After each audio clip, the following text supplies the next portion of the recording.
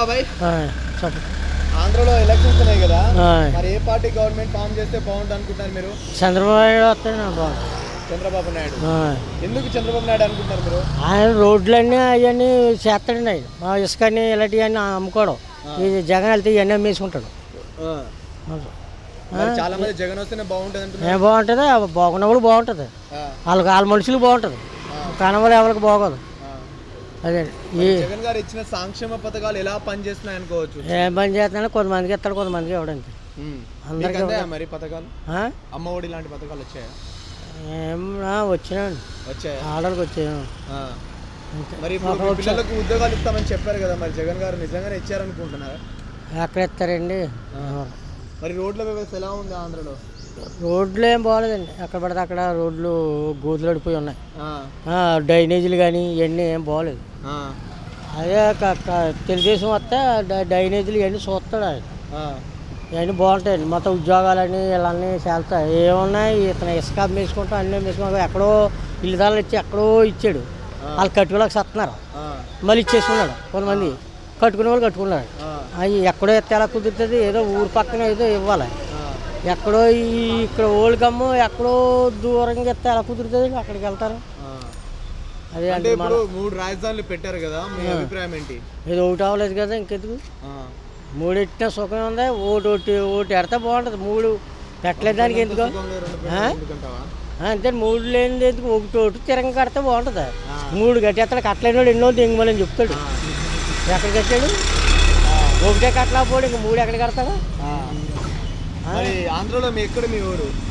Ramachandrapuram. Ramachandrapuram. So అక్కడ ఏ party గెలిచే chance ఉంది అనుకుంటున్నాను? అక్కడ వైఎస్ఆర్ పార్టీ వస్తుంది.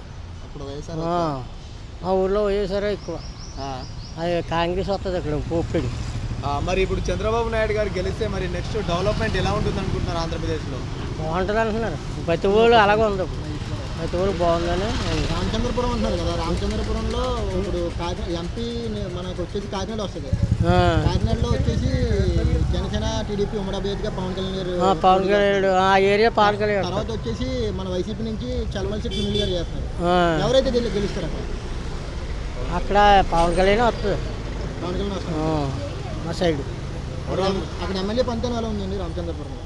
అదే ఎమ్మెల్యే ఏమందు ఆగం మార్చేసి ఇప్పుడు ఏని గారు అని ఎమ్మెల్యే గారు ఏని గారు అని ఉన్నాడు. ఇప్పుడు ఆయన రాజమండ్రి ఇచ్చారు ఇక్కడ మార్చేసి. అంతే బాగా ఎన్ని సీట్లు వస్తాయి అనుకుంటున్నారు టీడీపీ జనసేన కలిసి? ఏమో మరి ఎన్ని వస్తాయని మా సప్లు గవర్నమెంట్ అయితే ఫామ్ చేస్తున్నాం. కొద్ది రోజులు ఎలక్షన్స్ ఉన్నాయి కదా, మరి ఏ పార్టీ గవర్నమెంట్ ఫామ్ చేస్తే బాగుంటుంది అనుకుంటున్నారు మీరు? టీడీపీ అండి. టీడీపీ జనసేన. టీడీపీ జనసేన అండి. ఓకే, ఎందుకు టీడీపీ జనసేన అనుకుంటారు మీరు? డెవలప్మెంట్ ఇప్పుడు హైదరాబాద్ చూడండి, ఆయన ఎలా డెవలప్ చేశాడు, అదేవిధంగా ఆంధ్ర కూడా డెవలప్ చేయాలని ఆశిస్తున్నాం.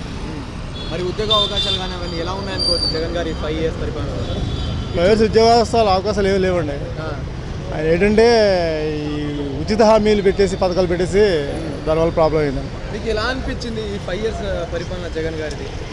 లేదండి, మనం ఇప్పుడు ఏమన్నా ఫ్యాక్టరీస్ అవన్నీ మనం ఎలా చేసామనుకోండి, కంపెనీస్ పెట్టామనుకోండి, దానివల్ల మనకు రాబడి వస్తుంది, నిరుద్యోగ ఉండదు. ఏమీ లేకుండా ఉచిత పథకాలు పెట్టేస్తే ఎలా అవుతుందండి? Thank you. ఒక నిమిషం అడుగుతా క్వశ్చన్. చంద్రబాబు నాయుడు గారు వస్తున్నారు కదా, సో నెక్స్ట్ సీఎం అవుతే మరి ఎలాంటి మార్పులు చేకూరుస్తారు అనుకుంటున్నారు? ఫస్ట్ మనం క్యాపిటల్ కావాలండి. ఫస్ట్ గవర్నమెంట్ క్యాపిటల్ చెప్పండి, పర్వాలేదు. ఆగండి. ఇప్పుడు ఒకవేళ చంద్రబాబు నాయుడు గారు గవర్నమెంట్ ఫామ్ చేస్తే మరి ఆంధ్రప్రదేశ్లో రాజధాని డెవలప్మెంట్ ఎలా ఉంటుంది అనుకుంటున్నారు? అయిపోతుంది 100%. ఎందుకంటే 4 సీట్లు వచ్చాయి కదా 2 పార్టీలకు, మరి ఈసారి ఎన్ని సీట్లు రావచ్చు అనుకుంటున్నారు? 175కి. సీట్లు చెప్పలేమండి, నేను సీట్ ఎన్ని వస్తాయి చెప్పలేను.